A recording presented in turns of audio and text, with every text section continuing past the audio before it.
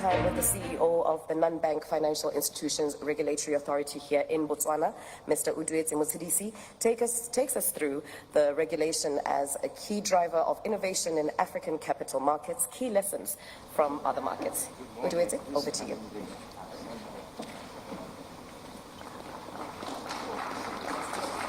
Thank you very much. Good morning, everybody.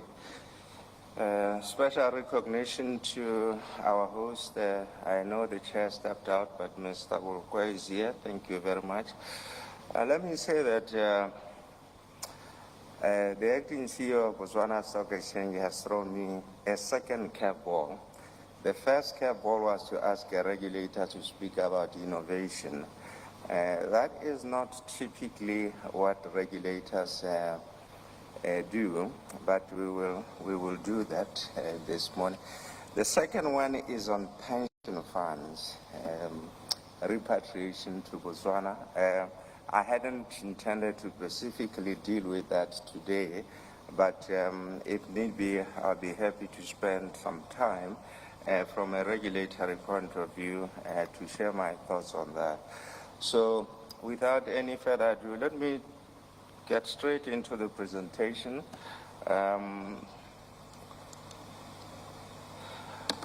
With the introductory slide, just to remind you that we are a creature of law, and this should not be a surprise to many of you. Regulators are created by law. They are given a specific mandate. In some cases, that mandate is almost in the form of rules in terms of what a regulator can do or cannot do. That is important, colleagues, in the context of what a regulator remit is and space to support any innovation in the financial sector.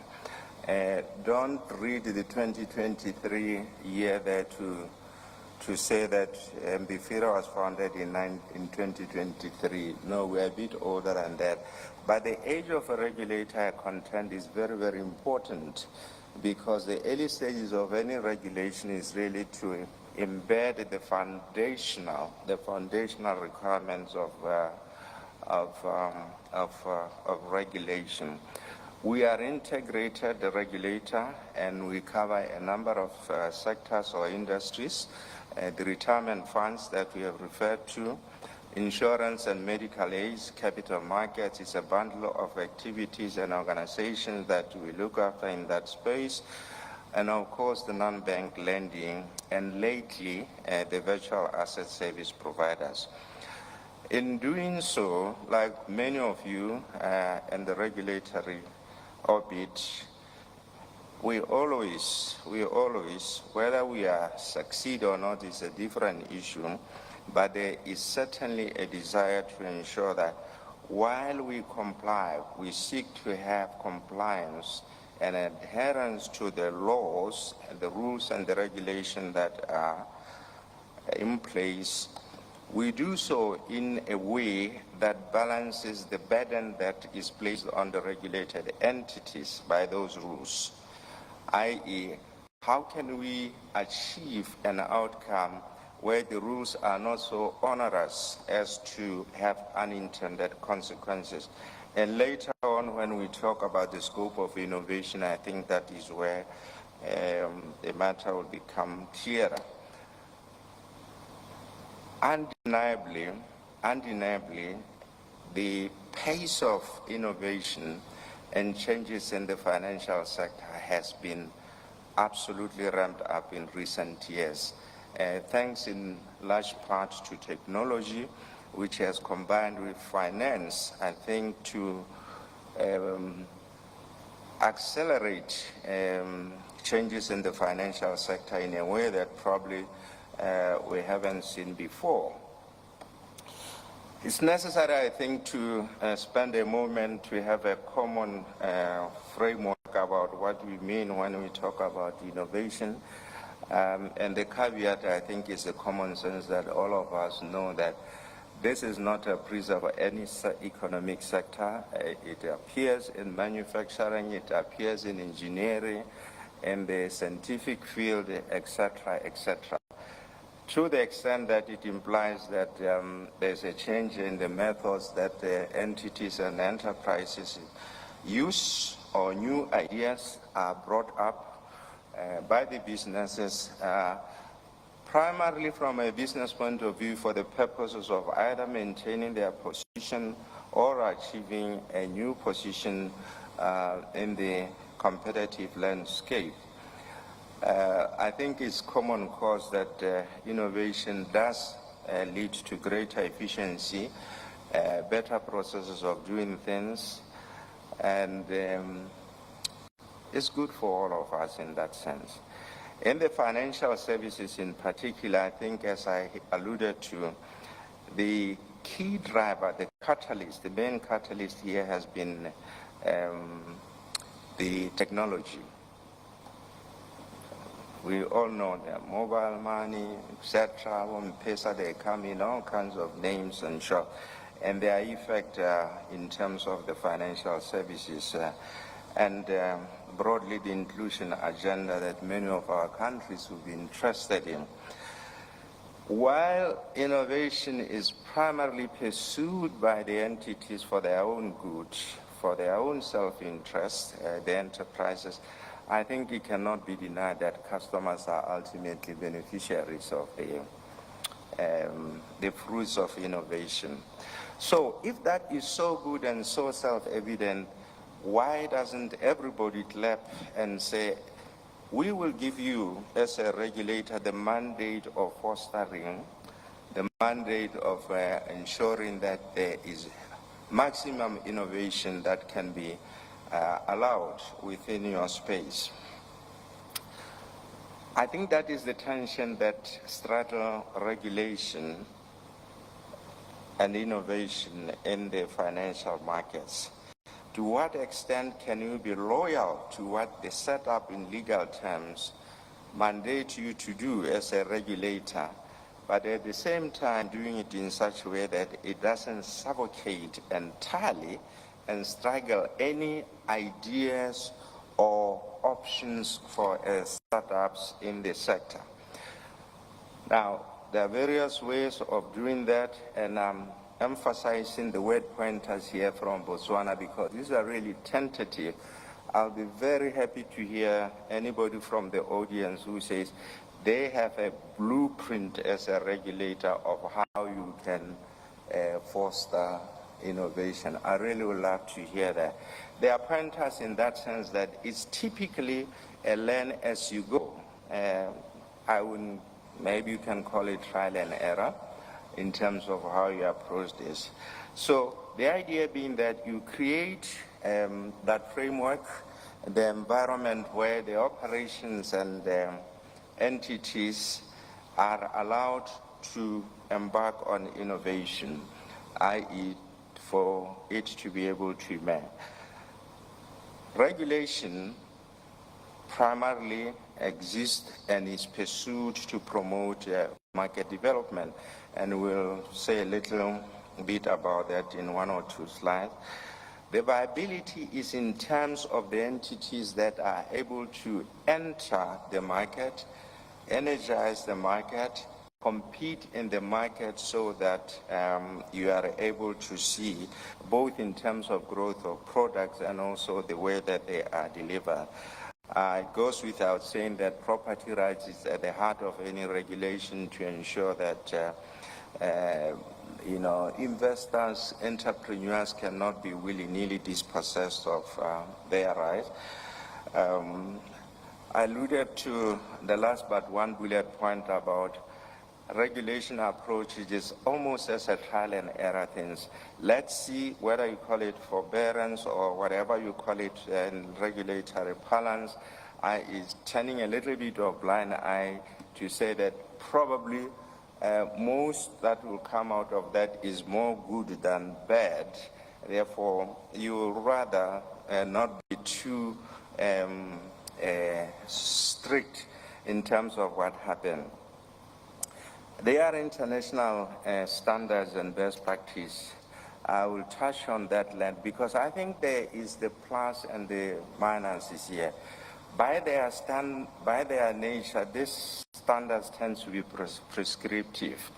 And therefore, if they are applied and adopted as they are, across the board in a manner of one size fits all, I think we have evidence that they could really be counter the activities, the options to innovate. Now, as far as market development is concerned, I think it goes without saying that the efficiency of regulation, clarity and consistency must be the bedrock of it. Whether it's perception or reality, but the market must accept and believe that the regulator is doing the responsibilities transparently and confidently, so that they can predict that their activities are not subject to unpredictable, capricious, or whatever action that the interventions that the regulator may pursue.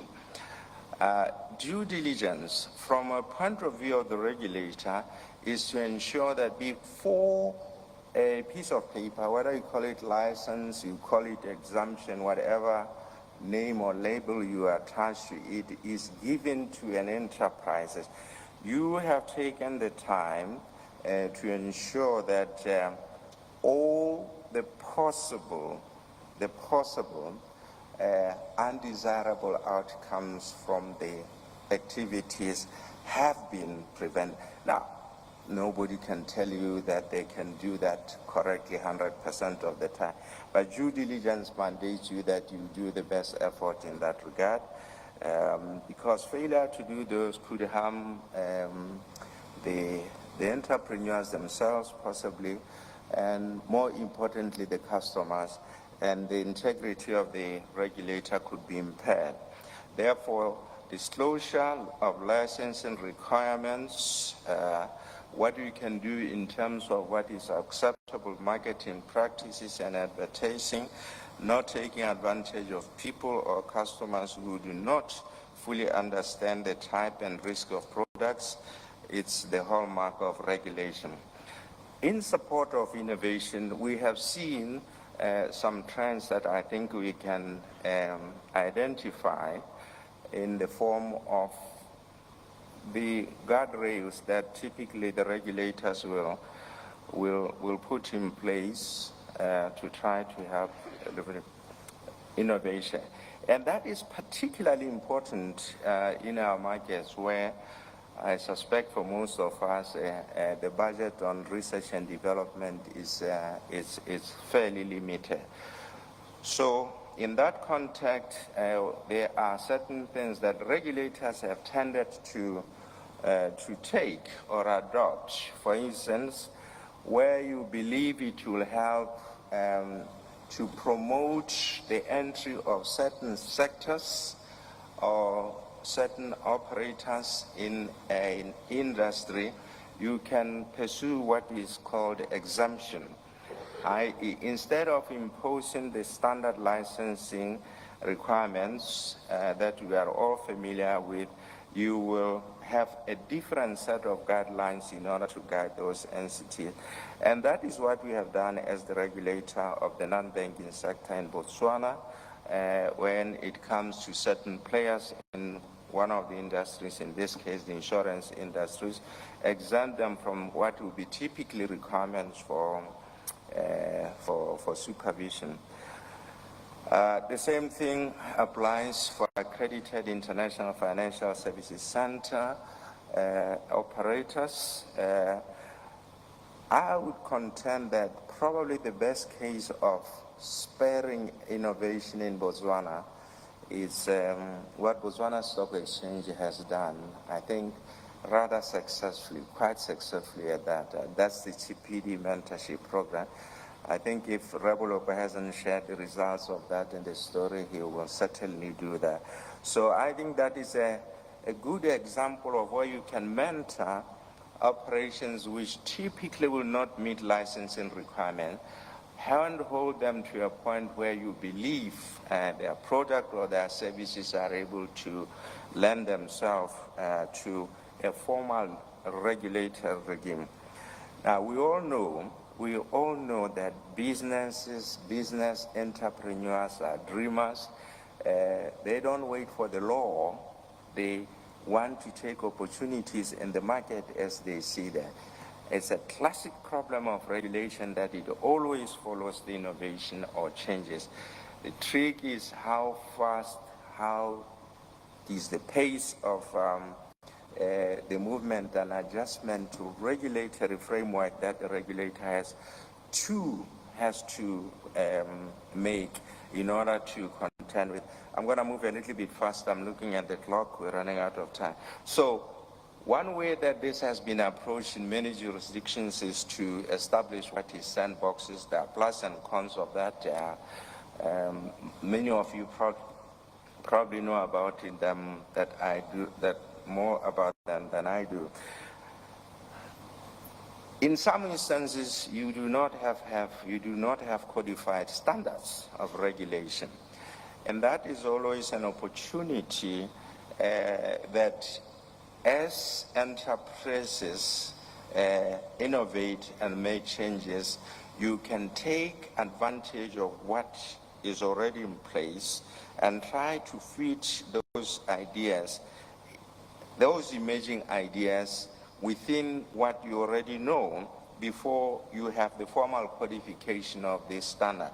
Now, that is typically you apply proportionate responses to the request, you communicate, you share information, you get to know the risk and what the enterprise's interests are, and in those instances, the oversight role of the regulator really be to mitigate risks that could befall the customers. Engagement, I think, is crucial. It's very important in such circumstances that you get to know. It may sound obvious, intuitive, why should they? But we know regulators sometimes can be really cold bodies in their offices, who interact with the entities through formal channels, whether it's bid returns or formal meetings, etc. I'm talking here about more interactive operations where you try to get as much and understand about the businesses that are innovating than the traditional way of including that. Now, here is a key point. Innovation typically, I've referred to some of these money operators, typically cross more than one regulator. And this is where we have seen really frustration on the side of the innovators, because if you take a country like Botswana, for example, the money MNOs could be subject to telecommunications because they are licensed as telecommunications, or money, those who live here know what I'm talking about. There are payments, they are performing payments function on the other hand, and that straddles the Bank of Botswana, and sometimes they give microcredit that comes to our side. The importance of making sure that you prevent any gaps that really this could fall in requires that all the affected regulators should collaborate. What we have seen in other markets is that they have gone different and creative ways of doing it. I don't know whether we have colleagues from Namibia here, because there's something called Regulation 29. It applies to pension funds. I think you can get some more information about that. The Capital Authority, Capital Markets Authority, the Capital Markets Authority of Kenya has also done some work in terms of market development and how they can do that. In our case, it's still in the works, colleagues, at this time, following the conclusion of the FSUP program about a year or two ago.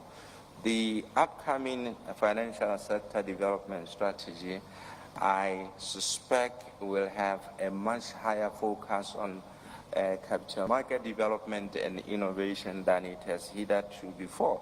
And to some extent that's allied to the point that Rabuloko was referring to with the adjustments on the pension fund. Let me conclude by referring to those issues that we know could harm and delay innovation. And whatever we do as regulators, try to avoid those pitfalls.